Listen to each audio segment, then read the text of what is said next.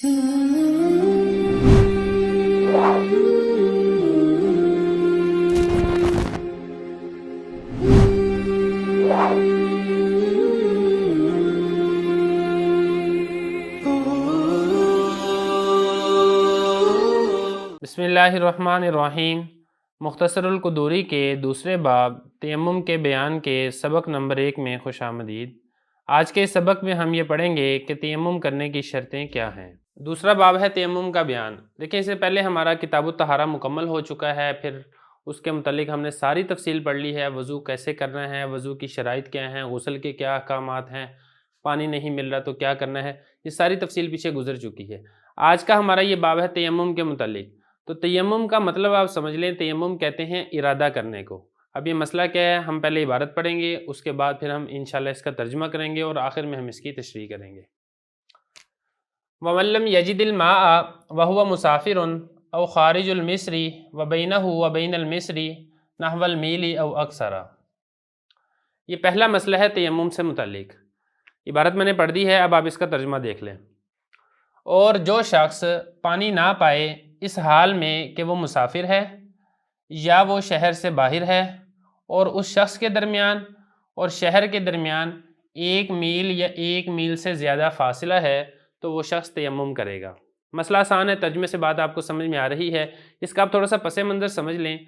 तयम्मुम की जो मशरूइयत हुई है ये 5 हिजरी के अंदर हुई है। असल में नबी करीम सल्लल्लाहु अलैहि वसल्लम एक गज़वा से वापस तशरीफ़ ला रहे थे। सहरा के अंदर एक जगह पर हज़रत आयशा रज़ियल्लाहु अन्हा का एक हार गुम हो गया, जो कि उन्होंने अपनी बहन हज़रत अस्मा से लिया था इस्तेमाल करने के लिए। तो हुज़ूर सल्लल्लाहु अलैहि वसल्लम ने वहाँ पर पड़ाव डाल दिया और सहाबा को उस हार की तलाश के लिए भेज दिया। तो वो हार तलाश करते रहे, लेकिन वो हार नहीं मिला और उसमें देर लगी। नमाज का वक़्त कम होता जा रहा था, तो कुछ सहाबा ने बग़ैर पानी की नमाज़ पढ़ ली। तो फिर उस वक़्त तयम्मुम की मशरूइयत नाजिल हुई है कि अगर आपको पानी नहीं मिलता, पानी गुम है या बीमार हैं, तो फिर आप वहाँ पर तयम्मुम कर सकते हैं। वो तयम्मुम का तरीका क्या है, वो तयम्मुम का तरीका हम इंशाल्लाह अगले इसबाक के अंदर पढ़ेंगे। यहाँ पर जो तयम्मुम की शर्त बयान की गई है वो हम इसको देख लेते हैं। यहाँ पर शर्त ये बयान की गई है कि शख्स ऐसा है, या तो वो मुसाफिर है या फिर वो शहर से बाहर है और उसको पानी नहीं मिल रहा। अब इसके लिए मुसाफत कितनी है वो यहाँ पर ख़ुद लिखी हुई है। बहरहाल आप इबारत देख लें। पहली बात ये बताई, जो शख्स पानी नहीं पाता इस हाल में कि वो मुसाफिर है। पहली बात ये कि मुकीम नहीं है बल्कि वो सफ़र कर रहा है और उसको पानी नहीं मिल रहा, या फिर शख्स मुसाफिर नहीं है लेकिन वो शहर से बाहर है, किसी काम की वजह से गया है, सफ़र शरी नहीं है लेकिन वो शहर से बाहर है, उसकी यहाँ पर उन्होंने ज़िक्र किया है। और खारिजुल मिस्री, वो शख्स मुसाफिर है या फिर मिस्र कहते हैं अरबी में शहर को, शहर से वो बाहर गया हुआ है और उसके और शहर के दरमियान 1 मील या 1 मील से ज़्यादा मुसाफत है, तो इस शख्स के लिए फिर तयम्मुम करने की इजाज़त है। अगर उसको नमाज का वक़्त कम है और पानी नहीं मिल रहा तो ये शख्स तयम्मुम करके नमाज़ पढ़ सकता है। इबारत में 1-2 चीज़ें हैं वो आप ज़रा समझ लें। पहली बात तो आप ये समझें, वहुवा मुसाफिरुन, ये हाल वाक़या हो रहा है कि जो शख्स पानी नहीं पाता इस हाल में कि वो मुसाफिर हो, तो ये वाव हालिया है। और इसी का जो अतफ़ है खारिजुल मिस्र, ये जो औ के ज़रिए से इसका अतफ़ वहुवा के ऊपर भी है, या फिर वो, इसका ताल्लुक़ भी इसी के साथ ही है। पानी नहीं पाता इस हाल में कि वो मिस्र से बाहर है, शहर से बाहर है। एक बात इसमें यह समझने की है। दूसरी इसमें यह समझने की कि वबैनहू, ये जो हु ज़मीर है, ये हु ज़मीर लौट रही है इस हुआ की तरफ जो कि मुसाफिर है, और वो शख्स उसके दरमियान और शहर के दरमियान, किसके दरमियान, इसी मुसाफिर के दरमियान या फिर उस शख्स के दरमियान जो शहर से बाहर है, नहवल मीली, 1 मील और अक्सर या 1 मील से ज़्यादा फासला है, तो फिर इस शख्स के लिए तयम्मुम करने की इजाज़त है। ये तयम्मुम का पहला मसला है। आगे फिर इंशाल्लाह तयम्मुम का तरीका आएगा और इसके अलावा दीगर अहकामात हैं वो हम इंशाल्लाह अगले इसबाक के अंदर पढ़ेंगे। बिस्मिल्लाहिर्रहमानिर्रहीम। मुख्तसरुल क़ुदूरी के दूसरे बाब तयम्मुम के बयान के सबक नंबर 2 में खुश आमदीद। आज के सबक में हम पढ़ेंगे कि किस बीमारी में तयम्मुम करने की इजाज़त है। दूसरा बाब है तयम्मुम का बयान, सबक नंबर 2 है किस बीमारी में तयम्मुम करने की इजाज़त है। देखिए, इससे पहले पिछले सबक में हमने ये पढ़ा था कि तयम्मुम का पस मंज़र क्या था, वो कौन से हालात थे जिसमें तयम्मुम की इजाज़त दी गई थी, और हमने उसमें एक शर्त ये पढ़ी थी कि अगर शख्स ऐसा है जिसको पानी नहीं मिल रहा, चाहे वो मुसाफिर है या उसके और शहर के दरमियान फ़ासला है, ज़रूरी नहीं है कि शहर के दरमियान फ़ासला हो तभी उसको पानी ना मिले, अगर शहर के अंदर मौजूद होते हुए भी पानी नहीं मिल रहा तब भी तयम्मुम कर सकता है। यहाँ पर अब एक और सूरत बयान की जा रही है کہ وہ شخص ایسا ہے کہ بیمار ہے، اگر تیمم نہیں کرتا ہے اور پانی استعمال کرتا ہے تو پانی استعمال کرنے کی وجہ سے جان جانے کا خوف ہے یا بیماری کے بڑھنے کا خوف ہے، تو پھر اس صورت میں بھی اس کو تیمم کرنے کی اجازت ہے۔ تو سب سے پہلے آپ عبارت دیکھ لیں، او کانا یجد الماء الا انه مریض فخاف ان استعمل الماء اشتد مرضه او خاف الجنب ان اغتسل بالماء يقتله البرد او يمرضه فانه يتيمم بالصعيد۔ یہ عبارت ہے، اب آپ اس کا ترجمہ دیکھ لیں۔ او کانا، یا پھر یجد الماء، پانی موجود ہو لیکن وہ شخص مریض ہے، اس کو خوف ہو اگر وہ استعمال کرے گا پانی کو تو اس کا مرض شدید ہو جائے گا، یا خوف ہو جنبی کو اگر اس نے غسل کر لیا پانی سے تو پانی اس کو ٹھنڈ اس کو قتل کر دے گی یا اس کو بیمار کر دے گی، تو ایسا شخص مٹی سے تیمم کر سکتا ہے۔ یہ آپ نے ترجمہ دیکھ لیا ہے۔ تو تشریح میں آپ نے یہ والی بات سمجھنی ہے، اس میں دو چیزیں بیان کی گئی ہیں۔ ایک تو اس میں یہ بیان کیا گیا ہے کہ وضو کرنا چاہ رہا ہے لیکن پانی سے وہ بیمار ہو سکتا ہے، تو ایسا شخص بھی تیمم کر سکتا ہے۔ دوسری اس کے اندر صورت یہ بیان کی گئی ہے کہ وضو کی حاجت نہیں ہے بلکہ وہ جنبی ہے، غسل جنابت اس نے کرنا ہے، لیکن پانی کی وجہ سے اس کو بیماری کا خوف ہے یا پھر اس کو موت کا خوف ہے کہ ٹھنڈ کی وجہ سے وہ فوت ہو جائے گا، تو ایسی صورت میں بھی وہ تیمم کر سکتا ہے۔ تو خلاصہ یہ ہے کہ تیمم جس طریقے سے آپ وضو سے کر سکتے ہیں اسی طرح تیمم آپ غسل کے ذریعے سے بھی کر سکتے ہیں۔ تو تشریح میں آپ دیکھ لیں، جو پہلی بات یہ کر رہے ہیں، یہ دیکھیں اس میں جو او لکھا ہے، او کا عطف جو پیچھے تھا لم یجد الماء، شخص ایسا تھا جو پانی کو موجود نہ پائے، اس کا عطف اسی کے اوپر ہے۔ اس میں یہ تھا کہ پانی موجود نہ ہو، یہاں پر یہ ہے کہ پانی تو موجود ہے لیکن اس کے ساتھ ساتھ وہ بیمار ہے۔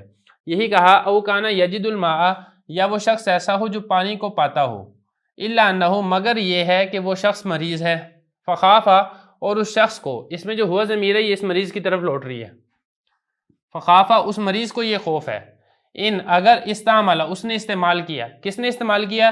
یہاں پر بھی ہم یہی کہیں گے، اس میں ہوا ضمیر ہے جو کہ اس مریض کی طرف لوٹ رہی ہے کہ اگر اس مریض نے پانی کو استعمال کر لیا، اشتدہ، تو شدید ہو جائے گا، مرضہ، اس کا مرض۔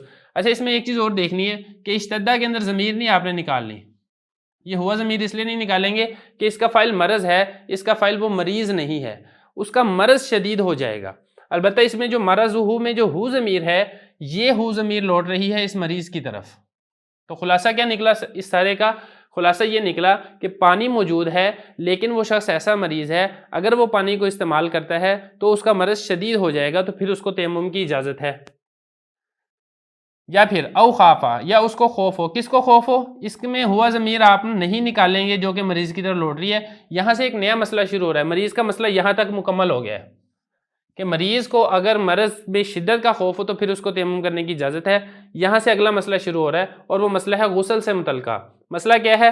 او خاف الجنب، جنبی کو خوف ہو۔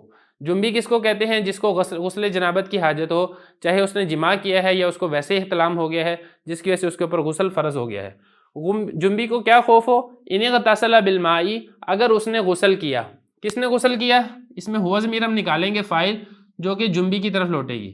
اگر اس جنبی نے غسل کر لیا پانی سے، یقتلہ، تو قتل کر دے گا اس کو۔ اب کون کس کو قتل کر دے گا؟ یہاں پر یہ بھی سمجھنا ضروری ہے۔ یقتلہ میں ہوا ضمیر ہے جو کہ اس پانی کی طرف لوٹ رہی ہے، پانی قتل کر دے گا، اور یہ جو ہو ضمیر ہے، بلکہ نہیں، اس میں ہوا ضمیر نہیں ہم نکالیں گے، اس کا جو فاعل ہے وہ البرد، سردی ہے، سردی اس کو قتل کر دے گی۔ یہ جو ہوا ضمیر ہے یہ ہم نکالیں گے جو کہ لوٹے گی جنبی کی طرف، کہ اگر وہ پانی سے غسل کرتا ہے تو پھر سردی اس کو قتل کر دے گی۔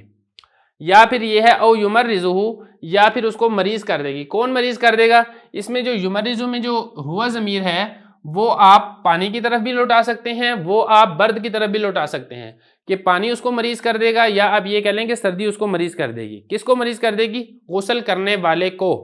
تو یہاں پر بھی ہو ضمیر جو ہے یہ جنبی کی طرف لوٹے گی۔ تو ایسی صورت میں یعنی جنبی اگر پانی کے ساتھ غسل کرتا ہے تو بیمار ہو جائے گا یا پھر مر جائے گا، تو ایسی صورت میں بھی اس کو تیمم کرنے کی اجازت ہے۔ تو یہی فرمایا فَإِنَّهُ، بے شک وہ شخص، کون شخص؟ یہ وہی ہے، اس جنبی کی بات ہے۔ تو جنبی تیمم کرے گا بالصعید، پاک مٹی کے ساتھ۔ تو اس صورت میں بھی جنبی کو مٹی کے ساتھ تیمم کرنے کی اجازت ہوگی۔ باقی تیمم کرنے کا طریقہ کیا ہے وہ طریقہ ہم انشاءاللہ اگلے سبق کے اندر پڑھیں گے۔ بسم اللہ الرحمن الرحیم۔ مختصر القدوری کے دوسرے باب تیمم کے بیان کے سبق نمبر 3 میں خوش آمدید۔ آج کے اس سبق میں ہم تیمم کرنے کا عملی طریقہ سمجھیں گے۔ دوسرا باب ہے تیمم کا بیان، سبق نمبر 3 ہے تیمم کرنے کا طریقہ۔ دیکھیں، اس سے پچھلے اسباق کے اندر ہم نے یہ پڑھ لیا تھا تیمم کرنے کی شرط کیا ہے۔ یا تو پانی نہیں مل رہا، یا پھر پانی تو موجود ہے لیکن بیماری ایسی ہے کہ پانی کے استعمال کرنے سے بیماری کے بڑھنے کا خدشہ ہے۔ یہ تو ہم نے پڑھ لیا تھا کہ ان دو صورتوں میں آپ تیمم کر سکتے ہیں۔ اب آگے یہ ہے کہ تیمم کو کیا کیسے جائے گا، وہ ہم انشاءاللہ آج کے سبق کے اندر ہم پڑھیں گے۔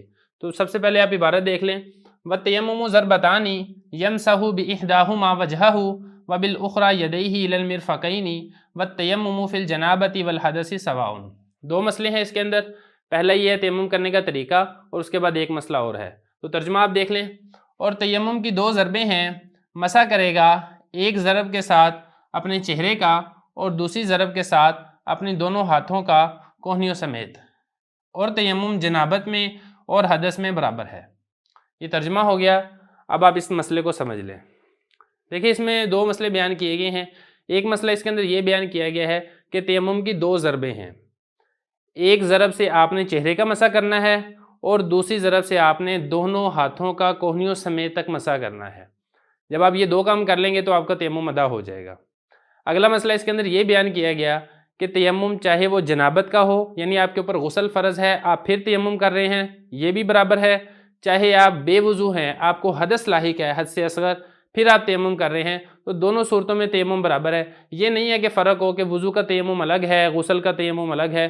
عملی طور پر کوئی فرق نہیں ہے، فرق صرف اتنا ہے کہ آپ کی نیت کیا ہے۔ آپ آیا اس سے حدث اصغر یعنی بے وضو ہونے کی حالت کو دور کرنے کی نیت کرتے ہیں، یا آپ اس سے حدث اکبر یعنی جنابت کی حالت کو دور کرنے کی نیت کرتے ہیں۔ تو نیت سے فرق ہوگا، عملی اعتبار سے دونوں میں کوئی فرق نہیں ہے۔ اب آپ اس عبارت کو دیکھ لیں، عبارت میں کچھ چیزیں سمجھنے والی ہیں، وہ ہم کلیئر کرتے ہیں، بعد میں آپ کو عملی طور پہ اس کا پریکٹیکل کر کے بھی دکھا دوں گا۔ تو یہ بتایا کہ تیمم کی دو ضربیں ہیں، دو مرتبہ مارنا ہے تیمم مٹی کے اوپر اپنے ہاتھوں کو۔ کیسے مارنا ہے وہ میں آپ کو بتا دوں گا۔ یمسحو مسح کرے گا بِإِحْدَاهُمَا، ان دونوں میں سے ایک کے ساتھ۔ یہ یمسحو اس کا جو فائل ہے، اس میں ہوا ضمیر فائل نکلے گی جو کہ پیچھے کلام کے اندر موجود ہے، مسح کرنے والا، ماسح آپ کہہ لیں یہاں پہ، اس میں اس کی طرف ضمیر لوٹے گی۔ بِإِحْدَاهُمَا، ان دونوں میں سے ایک کے ساتھ۔ کن دونوں میں سے ایک کے ساتھ؟ یہ جو احدا ہے یہ لوٹ رہا ہے ضربتان کی طرف، کہ دو ضربیں ہیں، ان دو ضربوں میں سے ایک ضرب کے ساتھ مسح کرے گا وجہہ، وہ اپنے چہرے کا۔ کون اپنے چہرے کا؟ اس میں جو ہوا ضمیر ہے، یہ جو ضمیر ہے یہ لوٹ رہی ہے اسی ماسح کی طرف، مسح کرنے والے کی طرف، کہ جو دو ضربیں اس نے مارنی ہے مٹی پہ، ان دو ضربوں میں سے ایک ضرب کے ساتھ اپنے چہرے کا مسح کرے گا، وبالأخرى، اور دوسری ضرب کے ساتھ۔ کون سی دوسری ضرب؟ یہ وہی جو ضربتان، جو دو ضربیں ہیں، احداہما ایک کے ساتھ اپنے چہرے کا، اور دوسری ضرب کے ساتھ یدیہی، اپنے دونوں ہاتھوں کا۔ یدیہی میں بھی جو ہی ضمیر ہے یہ بھی دوبارہ اسی ماسح کی طرف لوٹ رہی ہے۔ دوسری ضرب کے ساتھ وہ مسح کرے گا اپنے دونوں ہاتھوں کا الی المرفقین، کوہنیوں تک۔ یہ مسئلہ یہاں پر کلیئر ہو گیا۔ اگلا یہاں پر مسئلہ بیان کیا، تیمم جنابت میں کریں یا حدث سے کریں۔ حدث سے مراد یہاں پہ حدث اصغر ہے، یعنی بے وضو ہونے کی حالت، اور جنابت سے مراد جنبی ہونا، یعنی انسان کے اوپر غسل فرض ہو۔ سواؤن، دونوں تو عملی طور پر برابر ہیں۔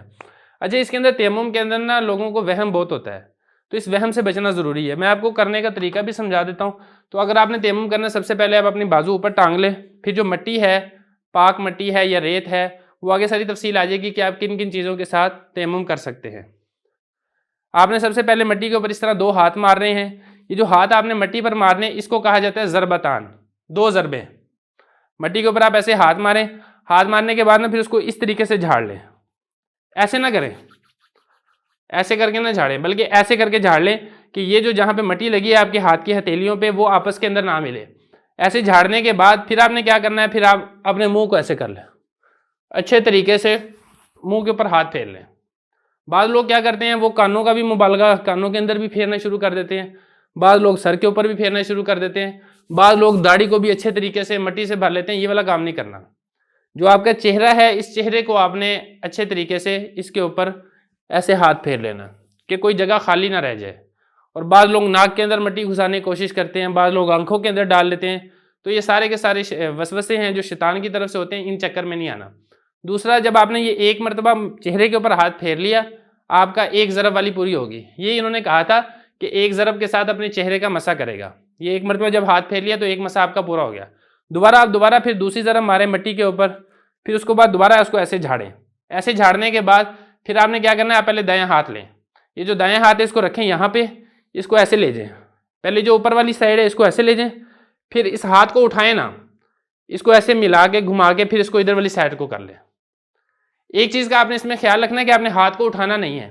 جب تک آپ کا ہاتھ اس کے اوپر ہے، چاہے آپ یہ والی سائڈ پہلے کر لیں یا آپ یہ والی سائڈ پہلے کر لیں، اس میں کوئی حرج نہیں ہے، کوئی مسئلہ نہیں ہے. مسئلہ تب پیدا ہوگا کہ جب آپ ہاتھ کو اٹھا لیں گے، ایک مرتبہ لگانے کے بعد جب آپ نے ہاتھ اٹھا لیا تو آپ کی جو ضرب تھی مٹی والی وہ ضرب ختم ہو جائے گی، پھر آپ کو دوبارہ نئی ضرب لگانی پڑے گی. تو آپ یہ والا کام نہ کریں. ہاتھ کو اس کے اوپر رکھیں، بازو کے اوپر، پھر اس کو اچھے طریقے سے مل لیں. اس طریقے سے ایسے مل لیں، ایسے مل لیں، جس طریقے سے آپ کو آسانی لگے آپ مل لیں. تو آپ کی یہ والا پورا ہو جائے گا. یہ والا ہاتھ آپ کا ویسے کا ویسے ہے. پھر آپ اس کو یہاں پہ رکھیں اور اس طریقے سے آپ اس کو مل لیں. ایک چیز کا خیال رکھنا یہاں پہ کہ انہوں نے کہا کوہنیوں تک، تو کوہنیوں کو جس طریقے سے ہم غسل کے اندر کوہنیوں کو دھونا ضروری ہے، تیمم کے اندر بھی آپ نے کوہنیوں کو تیمم کرنا بھی ضروری ہے. کوہنیاں آپ کی شامل ہونی چاہیے. یہ نہ ہو کہ آپ کی کوہنیاں رہ جائیں. اگر آپ کی کوہنیاں رہ جائیں گی تو آپ کا تیمم درست نہیں ہوگا. تو یہ یہاں تک تھا اس کا عملی طریقہ جو میں نے آپ کو بتا دیا ہے. اس کے بعد اگلا مسئلہ ہے وہ آسان ہے کہ تیمم آپ جنبی ہونے کی حالت میں کریں یا حد سے اصغر ہونے کی حالت میں کریں. دونوں صورتوں میں اس کا عملی طور پہ کوئی فرق نہیں ہے. عملی طور پر دونوں کا تیمم کرنے کا طریقہ ایک ہی ہے. بسم اللہ الرحمن الرحیم. مختصر القدوری کے دوسرے باب تیمم کے بیان کے سبق نمبر 4 میں خوش آمدید. آج کے سبق میں ہم پڑھیں گے کہ مٹی سے اور ریت سے تیمم کرنا جائز ہے. دوسرا باب ہے تیمم کا بیان. سبق نمبر 4 ہے مٹی، ریت اور چونے سے تیمم جائز ہے. دیکھیں اس سے پہلے ہم نے تیمم کی شرط بھی پڑھ لی تھی کہ تیمم کس حالت میں کرنے کی اجازت ہے اور کس حالت میں کرنے کی اجازت نہیں ہے. پھر ہم نے یہ بھی پڑھ لیا تھا کہ تیمم کا عملی طور پہ طریقہ کیسے ہے، 2 ضربیں کیسے ماری جائیں گی اور کس طریقے سے تیمم کیا جائے گا. اب ایک چیز اس میں باقی رہ گئی تھی وہ یہ ہے کہ یہ تو پتہ چل گیا کہ آپ نے تیمم کب کرنا ہے اور کیسے کرنا ہے. ایک چیز رہ گئی تھی کہ تیمم کس کے ساتھ کرنا ہے، وہ کون کون سی چیزیں ہیں جن سے آپ تیمم کر سکتے ہیں. اسی سے متعلقہ آج کا سبق ہے جس کے اندر ہم پڑھیں گے کہ یہ وہ چیزیں ہیں جن کے ذریعے سے آپ تیمم کر سکتے ہیں. تو سب سے پہلے آپ عبارت دیکھ لیں. وَيَجُوزُ التَّيَمُّمُ عِنْدَ أَبِي حَنِيفَةَ وَمُحَمَّدٍ رَحِمَهُمُ اللَّهُ بِكُلِّ مَا كَانَ مِنْ جِنْسِ الْأَرْضِ كَالتُّرَابِ وَالرَّمَلِ وَالْحَجَرِ وَالْجَسِّ وَالنَّوْرَةِ وَالْكُحْلِ وَالزَّرْنِيخِ. وَقَالَ أَبُو يُوسُفَ رَحِمَهُ اللَّهُ تَعَالَى لَا يَجُوزُ إِلَّا بِالتُّرَابِ وَالرَّمَلِ خاصَّةً. یہ عبارت ہے. اب آپ اس کا ترجمہ دیکھ لیں. اور تیمم جائز ہے امام ابی حنیفہ اور امام محمد رحمہ اللہ تعالیٰ کے نزدیک ہر اس چیز کے ساتھ جو زمین کی جنس میں سے ہو، جیسا کہ مٹی اور ریت اور پتھر اور چونا اور کلی کیا ہوا چونا اور سرما، اور یہ ایک دھات ہے زرنیخ. اور امام ابی یوسف رحمہ اللہ تعالیٰ فرماتے ہیں جائز نہیں ہے سوائے مٹی سے اور ریت سے خاص طور پر. خلاصہ یہ ہے اس کے اندر کہ امام صاحب اور امام محمد رحمہ اللہ تعالیٰ کے نزدیک ہر وہ چیز جو مٹی کی جنس میں سے ہو، زمین کی جنس میں سے ہو، یعنی زمین سے نکلتی ہے، اس میں سے مٹی ہے، اس میں ریت ہے، اس میں پتھر ہے، اس میں سرما ہے، کوئی دھات ہے، کوئی پتھر ہے، یہ ساری چیزوں کے ساتھ آپ تیمم کر سکتے ہیں. جبکہ امام ابو یوسف رحمہ اللہ تعالیٰ اس کے اندر اختلاف کرتے ہیں. آسان مسئلہ ہے، عبارت دیکھ لیں، مسئلہ سمجھ میں آ جائے گا. تو فرما رہے ہیں کہ تیمم جائز ہے بکلی، ہر اس چیز کے ساتھ ما کانا جو ہو من جنس الارض، زمین کی جنس میں سے ہو، زمین سے نکلتی ہو یا زمین پر موجود ہو. مثال کے طور پر مٹی ہے، والرمل اور ریت ہے، والحجر اور پتھر ہے. پتھر سے آپ آج کل کے دور کے حساب سے آپ ٹائلوں کا حکم بھی سمجھ لیں، جو پتھر کی ٹائل ہوتی ہے جس کو ماربل کہا جاتا ہے، اس کے ذریعے سے بھی آپ تیمم کر سکتے ہیں. والجس چونا ہے، والنورا کلی کیا ہوا چونا ہے. چونے کی 2 قسمیں ہیں، تو چونا بھی چونکہ کو مٹی سے ہی نکلتا ہے، زمین سے ہی نکلتا ہے، اس لیے اس کے ذریعے سے بھی تیمم کیا جا سکتا ہے. والکحل اور سرما ہے، سرمے سے بھی تیمم کیا جا سکتا ہے کیونکہ سرما بھی ایک چٹان ہوتی ہے پتھر کی طرح کی، اس کو پھر پیس کے سرما بنایا جاتا ہے، تو وہ بھی ایک پتھر کی ہی قسم ہوتی ہے اور پتھر سے جب تیمم جائز ہے لہذا سرمے سے بھی تیمم جائز ہے. والزرنیخ، یہ بھی ایک قسم کی دھات ہے، زہریلی دھات کہا گیا ہے. اب یہ کیسی دھات ہے ہمیں تو نہیں معلوم، دیکھی نہیں ہے کبھی تو، لیکن یہ چونکہ دھات ہے، کوئی بھی دھات ہو جو زمین سے نکلتی ہو اس کے ذریعے سے آپ تیمم کر سکتے ہیں، لہذا اس دھات سے بھی آپ تیمم کر سکتے ہیں.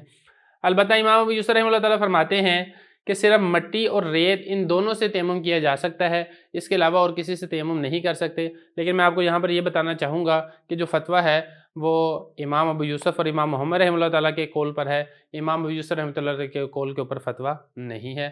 آسان مسئلہ ہے، مختصر سا یہ مسئلہ ہے۔ بسم اللہ الرحمن الرحیم۔ مختصر القدوری کے دوسرے باب تیمم کے بیان کے سبق نمبر 5 میں خوش آمدید۔ آج کے سبق میں ہم تیمم سے متعلقہ چند اہم مسائل کو پڑھیں گے۔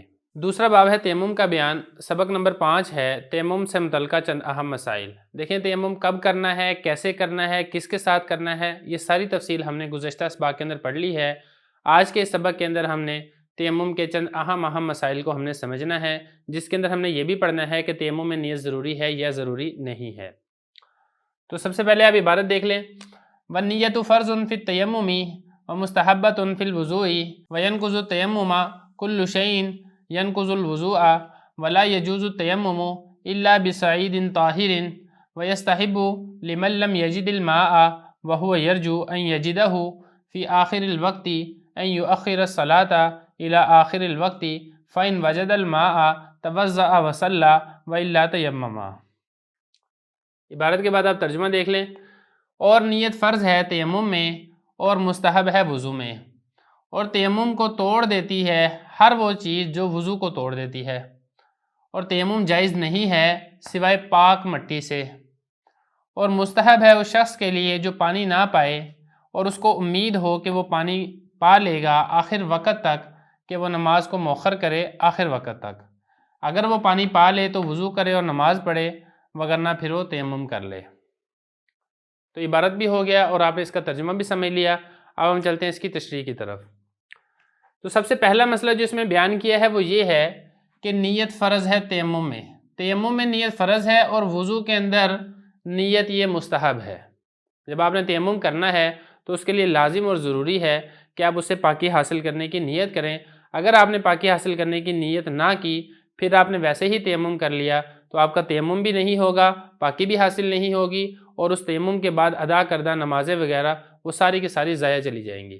تو پہلا مسئلہ یہ بتایا کہ تیمم میں نیت فرض ہے، لیکن وضو کے اندر نیت فرض نہیں ہے، وضو کے اندر نیت مستحب ہے۔ اس کے بعد تیسرا مسئلہ یہ بیان کیا کہ تیمم کن چیزوں سے ٹوٹتا ہے۔ تو یہ بتایا کہ ہر وہ چیز جس سے وضو ٹوٹ جاتا ہے اسی سے تیمم بھی ٹوٹ جاتا ہے۔ وہ کون کون سی چیزیں ہیں وہ آپ پہلے پیچھے پڑھ چکے ہیں وضو کے اندر، کہ سبیلین سے کسی چیز کا نکلنا، خون نکل گیا، پیپ نکل گیا وغیرہ وغیرہ، وہ ساری تفصیل پیچھے گزر چکی ہے۔ تو یہی بتایا کہ تیمم کو توڑ دیتی ہے ہر چیز۔ یہ جو کلو شعین ہے یہ ینقضو کا فائل بن رہا ہے اور تیمم اس کا مفعول ہے۔ تیمم کے آپ نے اس کا فائل نہیں بنانا، وگرنہ سارا ترجمہ غلط ہو جائے گا۔ تو تیمم کو توڑ دیتی ہے ہر وہ چیز جو وضو کو توڑتی ہے۔ البتہ اس میں ایک فرق اور بھی ہے کہ تیمم اگر آپ نے کیا ہے کہ آپ کو پانی نہیں مل رہا تھا، تو پھر اگر آپ پانی پر قادر ہو گئے ہیں، آپ کا اس سے بھی تیمم ٹوٹ جائے گا اور آپ کے لیے وضو کرنا ضروری ہوگا۔ تو یہ فرق ہو جائے گا تیمم اور وضو کے اندر، کہ وضو کے اندر ایسی کوئی چیز نہیں ہے کہ آپ نے وضو کر لیا تھا، بعد میں آپ کو دوبارہ پانی مل گیا تو آپ کا وضو ٹوٹ جائے گا، ایسی بات ادھر نہیں ہے۔ البتہ تیمم کے اندر یہ بھی ہے۔ تو یہ تیسرا مسئلہ یہ بیان کیا کہ تیمم کو ہر وہ چیز توڑ دیتی ہے جو وضو کو توڑ دیتی ہے۔ چوتھا مسئلہ اس میں یہ بیان کیا کہ تیمم میں چونکہ پاکی حاصل کی جاتی ہے، تو پاکی حاصل کرنے کے لیے ضروری ہے جس چیز سے آپ پاکی حاصل کر رہے ہیں وہ خود بھی پاک ہو۔ یہ نہیں کہ وہ چیز خود ناپاک ہے تو وہ پھر اس سے آپ کو اس سے پاکی کیسے حاصل ہوگی۔ اگر آپ مٹی سے تیمم کر رہے ہیں تو مٹی کا پاک ہونا ضروری ہے، ریت سے تیمم کر رہے ہیں ریت کا پاک ہونا ضروری ہے، پتھر سے تیمم کر رہے ہیں، اگر جس سے بھی آپ تیمم کر رہے ہیں زمین کی جنس میں سے، اس کا پاک ہونا ضروری ہے۔ تو یہی بتایا کہ تیمم جائز نہیں ہے سوائے پاک مٹی سے۔ تو مٹی سے مراد یہ نہیں ہے کہ صرف مٹی سے ہی تیمم کر سکتے ہیں، مراد یہاں پر سعید سے جنس ارض ہے، کہ زمین کی جنس میں سے جس سے بھی آپ تیمم کر رہے ہیں اس کا پاک اور مطہر ہونا یہ لازم اور ضروری ہے، وگرنہ آپ کا تیمم نہیں ہوگا۔ یہ چوتھا مسئلہ اس میں بیان کیا۔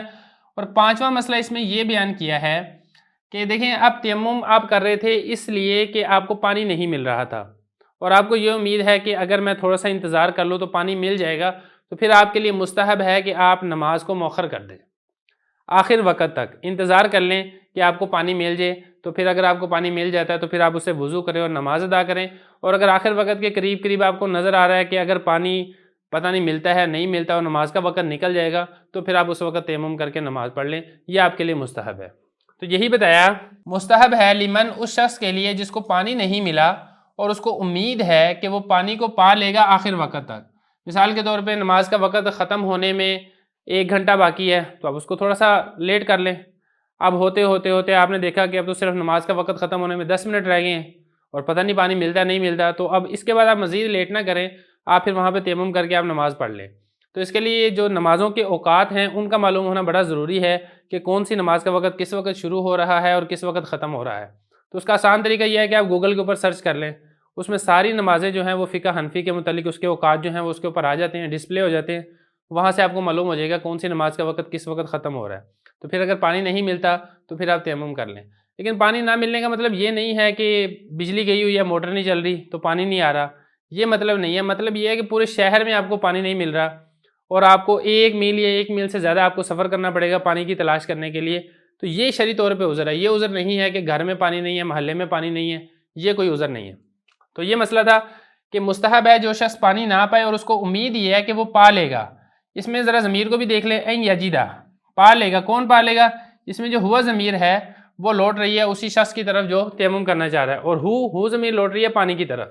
یہ جو ہو ضمیر ہے اس کو لوٹانا ہے پانی کی طرف، اس کو امید ہے کہ وہ پانی پا لے گا آخر وقت تک۔ تو پھر اس کے لیے مستحب کیا ہے؟ مستحب یہ والا ہے، این یؤخر الصلاۃ، کہ وہ نماز کو آخر وقت تک مؤخر کر دے۔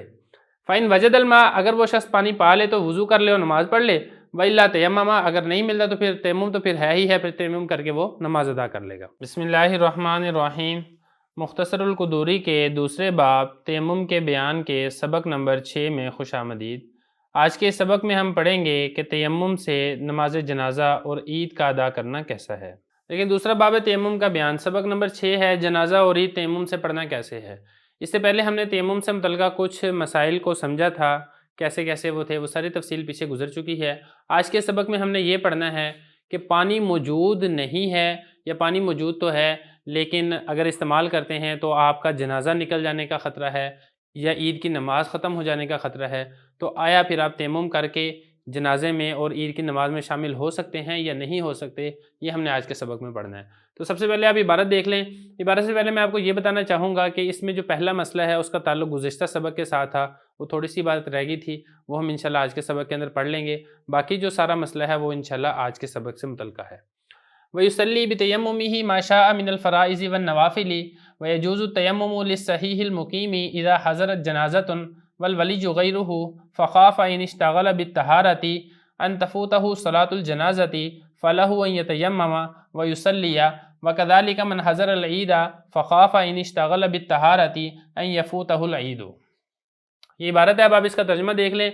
اور نماز پڑھے گا تیمم سے جو وہ چاہے گا فرائض اور نوافل میں سے، اور جائز ہے تیمم کرنا صحیح بندے کے لیے، مقیم کے لیے، جبکہ جنازہ حاضر ہو اور ولی اس شخص کا کوئی اور ہو، غیر ہو، اور اس کو خوف ہو اگر وہ مشغول ہوا طہارت میں تو فوت ہو جائے گا اس سے جنازہ کی نماز، تو اس کے لیے جائز ہے کہ وہ تیمم کرے اور نماز پڑھے۔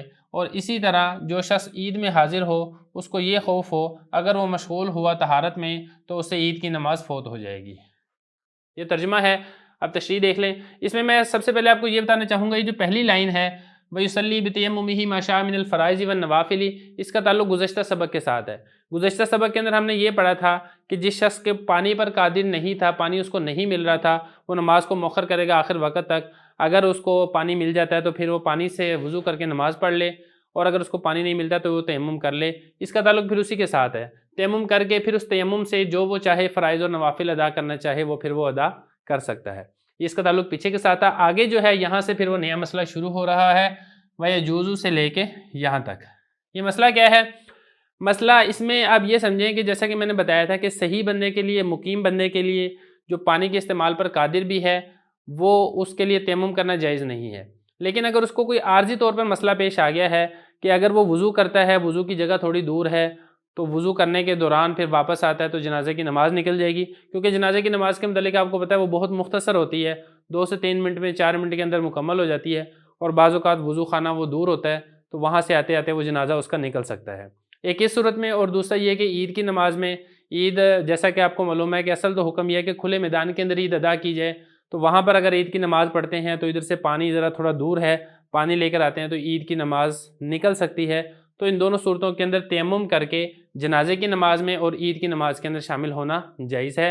لیکن اس میں ایک تھوڑا سا فرق ہے، وہ یہ ہے کہ یہ جو جنازے کی نماز کے اندر شامل ہوگا یہ وہ شخص شامل ہوگا جو ولی نہیں ہے، میت کا ولی نہیں ہے۔ میت کے ولی کے لیے والا حکم نہیں ہے، میت کے ولی کے علاوہ کے لیے یہ والا حکم ہے کہ وہ جنازہ کی نماز کے اندر شامل ہو سکتا ہے۔ عبارت دیکھ لیں، اس میں یہاں پر جو رہتی ہوگی وہ ہم یہاں پہ کر لیں گے۔ فرمایا کہ تیمم جائز ہے صحیح بندے کے لیے، صحیح سے مراد یہ کہ مریض نہیں ہے، اگر تو مریض ہے اس کو اگر پانی کے استعمال کرنے کی وجہ سے بیماری بڑھنے کا خدشہ ہے اس کے لیے تو تیمم ویسے ہی جائز ہے، یہاں پر اس کی بات نہیں ہو رہی بلکہ یہاں پر صحیح اور تندرست آدمی کی بات ہو رہی ہے۔ اور اسی طرح مقیم بھی ہو، مقیم سے مراد یہ کہ جو مسافر نہ ہو، مسافر کے لیے بھی آپ کو معلوم ہے اگر پانی نہیں مل رہا تو اس کے لیے بھی تیمم کرنے کی اجازت ہے۔ یہاں پر یہ کہ صحیح بھی ہے مقیم بھی ہے، لیکن مسئلہ کیا ہے، حاضرت جنازۃ، جنازہ حاضر ہے، یعنی جنازہ سے مراد میت کو وہ لے آئے ہیں اور جنازہ وہاں پر ادا کرنے لگے ہیں، بل ولی جو غیر ہو، اور ولی اس کا غیر ہے، یعنی یہ جو تیمم کرنے والا ہے یہ ولی نہیں ہے میت کا بلکہ میت کا ولی کوئی اور ہے۔ پھر کیا ہوگا، فخافا، اس کو خوف ہے تیمم کرنے والے کو، ان اشتغل بالطہارۃ، اگر وہ مشغول ہوا، کون مشغول ہوا، اس میں جو ہوا ضمیر ہے یہ لوٹ رہی ہے اس کی طرف، وہ صحیح مقیم کی طرف، وہ صحیح آدمی جو مقیم ہے اس کو خوف ہے اس بات کا اگر وہ مشغول ہوا طہارت سے۔ طہارت سے مراد کیا ہے، مراد وضو کرنا ہے، کہ اگر وہ وضو کرنے کے اندر مشغول ہوا، ان تفوتہ صلاۃ الجنازہ، اس سے جنازہ کی نماز فوت ہو جائے گی۔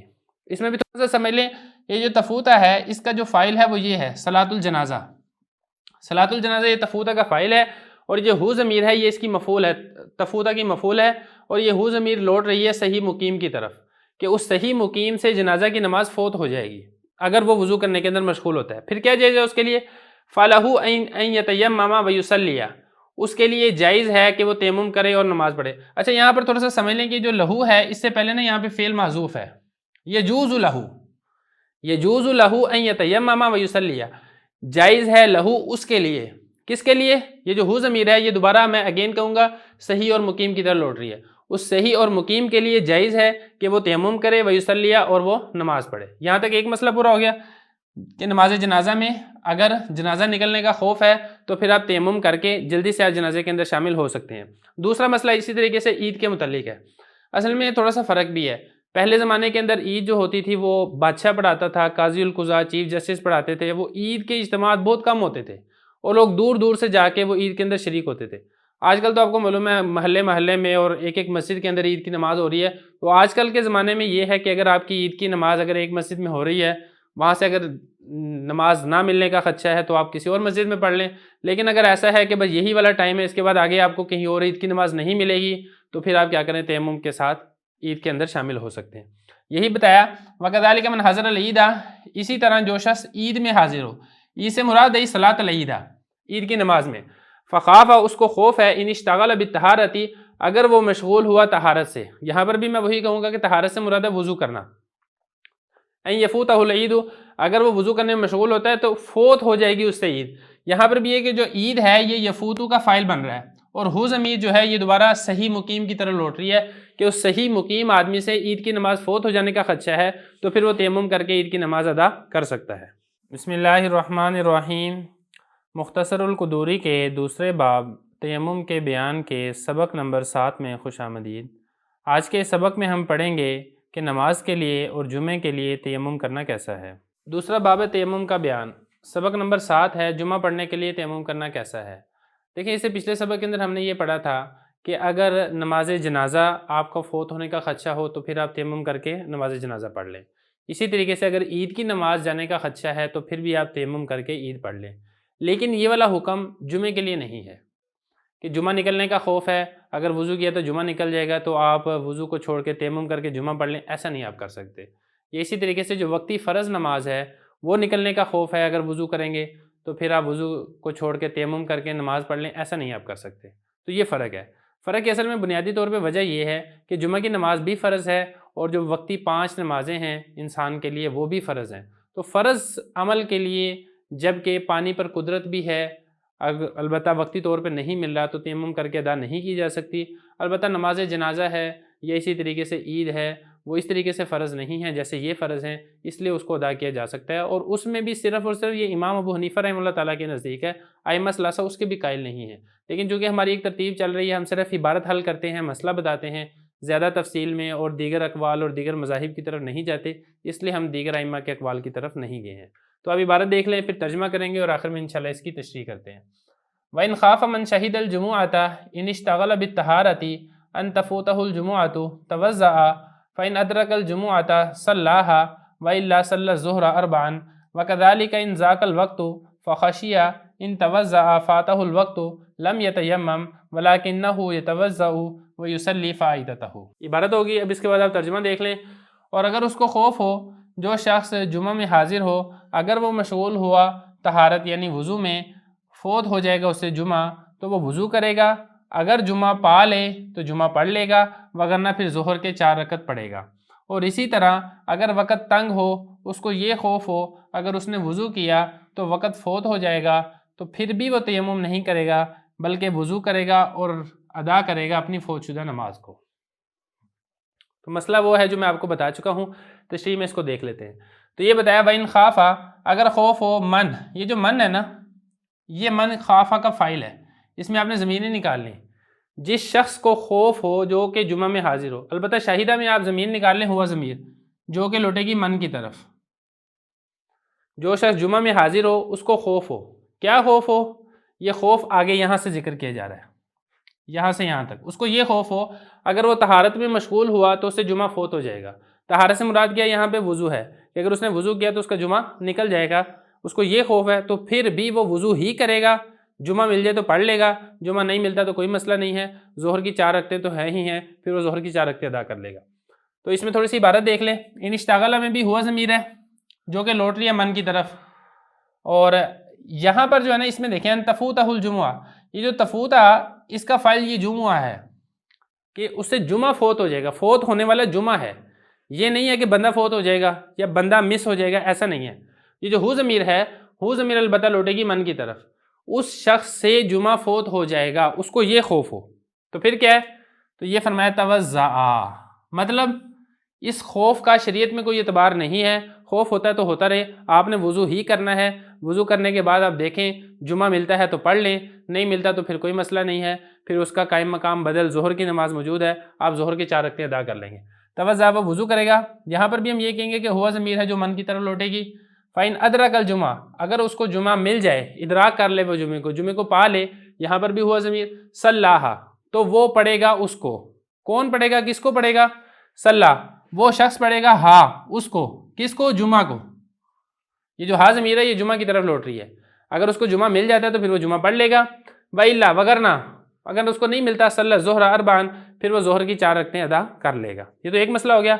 अब यहाँ से दूसरा मसला वकज़ालिका, तो यहाँ से फिर आगे यहाँ से यहाँ तक दूसरा मसला है। ये भी बिल्कुल उसी तरीके से मसला है कि जो वक्ती 5 नमाजें हैं, फजर है, ज़ोहर है, असर है, मगरिब है, इशा है, यहाँ पर भी वो टाइम बिल्कुल आखिर तक पहुँच गया है और पानी नहीं मिल रहा था, उसने आखिर तक उसको थोड़ा सा मौखर कर दिया। यहाँ पर देखें कि पानी के साथ ही उसने वज़ू करके नमाज़ पढ़नी है। अगर उसको नमाज ज़ाया होने का खौफ है तो फिर कोई मसला नहीं है, वो तयम्मुम करके आप नमाज नहीं पढ़ सकता।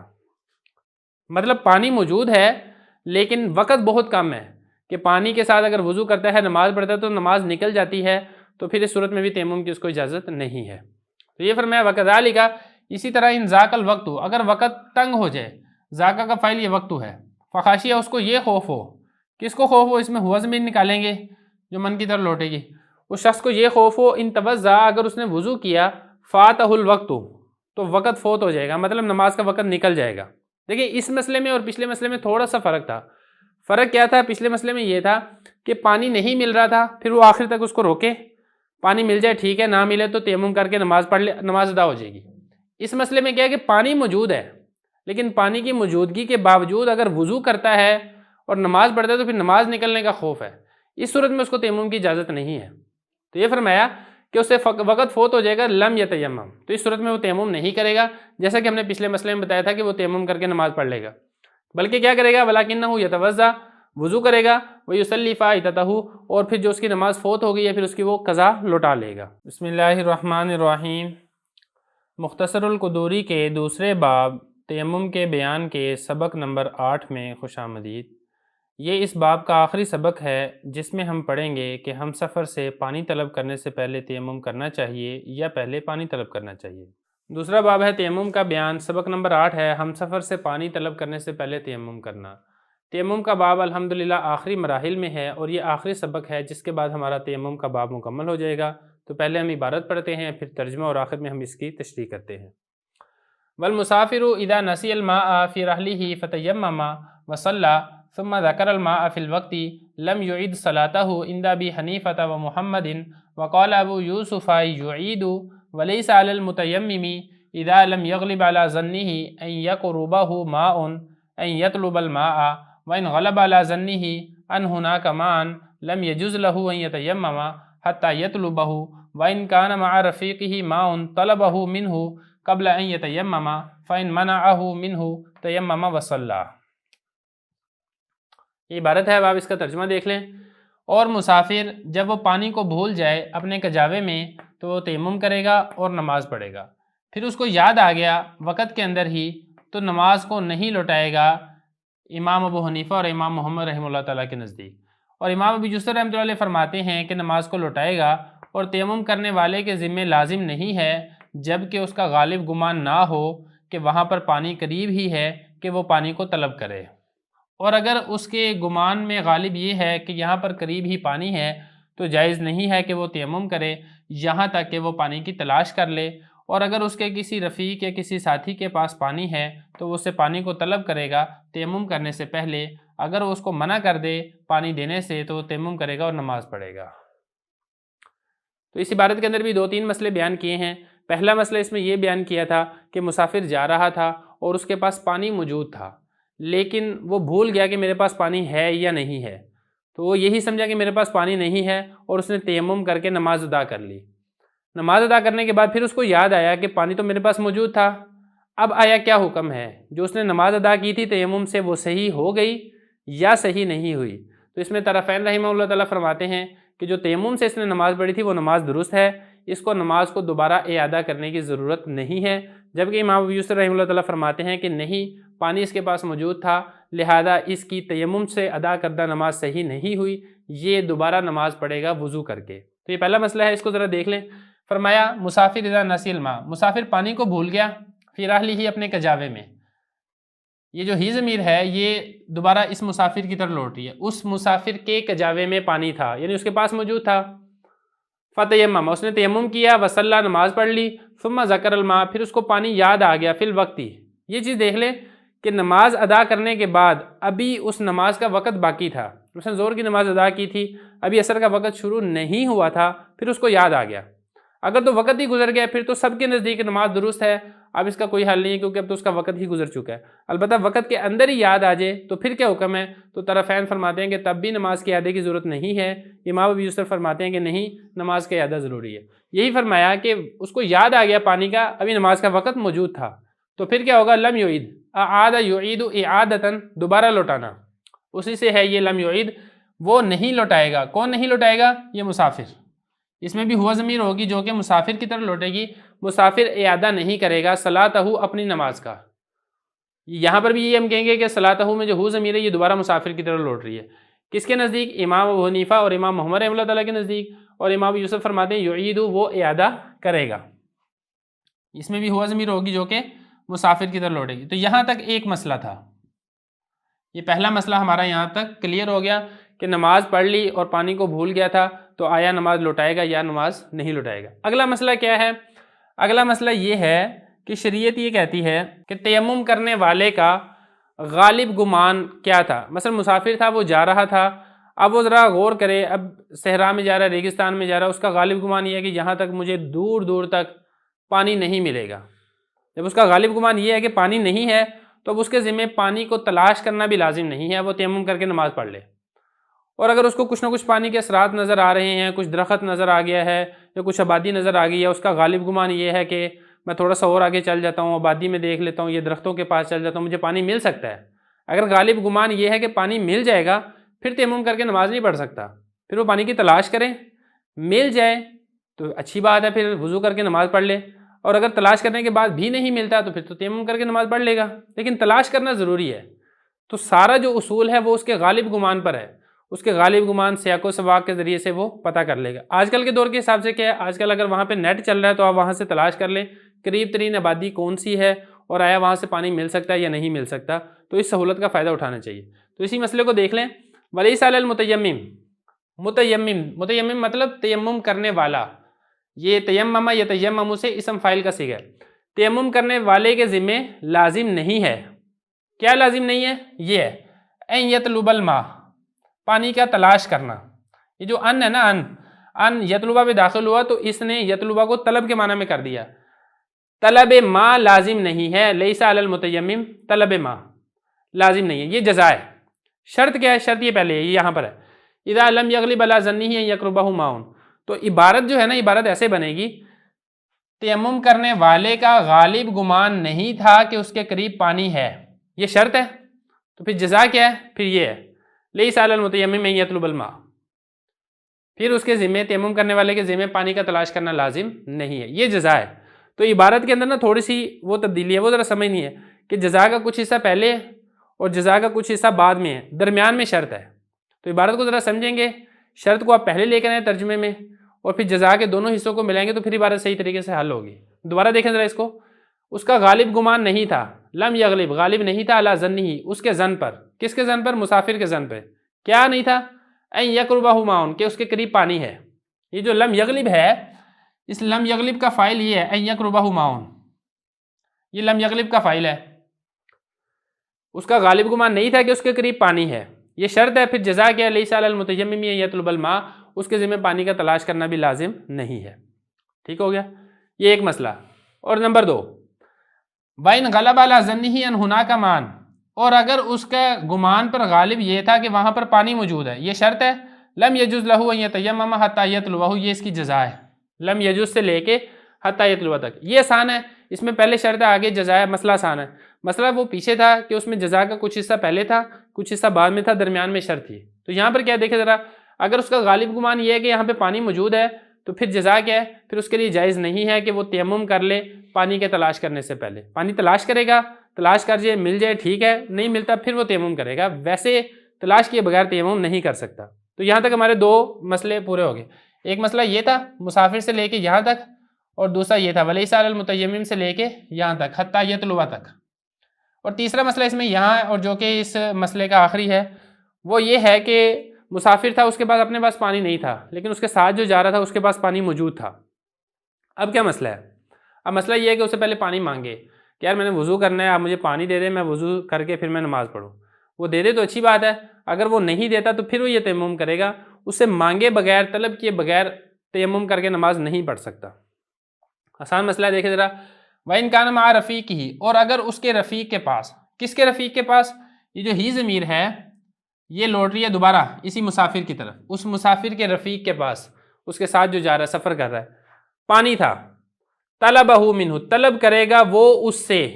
اب کون طلب کرے گا، کس سے طلب کرے گا، کیا طلب کرے گا؟ 3 ضمیریں یہاں پہ، ان تینوں کو ذرا حل کرنا ہے. طلبہ طلب کرے گا، اس میں جو ہوا ضمیر ہے یہ لوٹ رہی ہے مسافر کی طرف. مسافر طلب کرے گا. طلبہ اس کو طلب کرے گا. کس کو طلب کرے گا؟ اس میں جو ہو ضمیر ہے یہ لوٹ رہی ہے اس پانی کی طرف. پانی کو طلب کرے گا. کس سے طلب کرے گا؟ منہ، اس سے طلب کرے گا. یہ جو منہ میں جو ہو ضمیر ہے یہ لوٹ رہی ہے اس رفیق کی طرف. یہ ذرا سمجھنا ہے، وہ اس کو اس سے طلب کرے گا. کیا مطلب؟ مسافر پانی کو رفیق سے طلب کرے گا. ٹھیک ہے؟ قبل ان یتیمم، تیمم کرنے سے پہلے. فَإِن مَنَعَهُ مِنْهُ، یہاں پر بھی وہی، اگر وہ اس کو اس سے منع کر دے. کون کس کو کس سے منع کر دے؟ اس میں بھی ذرا دیکھیں. منع میں جو فاعل نکلے گا نا ہوا ضمیر، یہ لوٹے گا رفیق کی طرف. رفیق منع کر دے، اس کو، کس کو منع کر دے؟ اس مسافر کو منع کر دے. یہ جو ہو ضمیر ہے یہ اس مسافر کی طرف لوٹ رہی ہے. کس سے منع کر دے؟ منہ، اس پانی سے منع کر دے. یہ جو ہو ضمیر ہے منہ میں یہ ماں کی طرف لوٹ رہی ہے. پانی سے منع کر دے، پھر کیا کرے گا؟ تیمم، تو وہ تیمم کرے گا. کون تیمم کرے گا؟ رفیق نہیں بلکہ مسافر تیمم کرے گا. وصلہ، اور پھر اس تیمم سے وہ نمازیں ادا کرے گا. اس طرح ہمارا یہ والا باب الحمدللہ تیمم کا مکمل ہو گیا.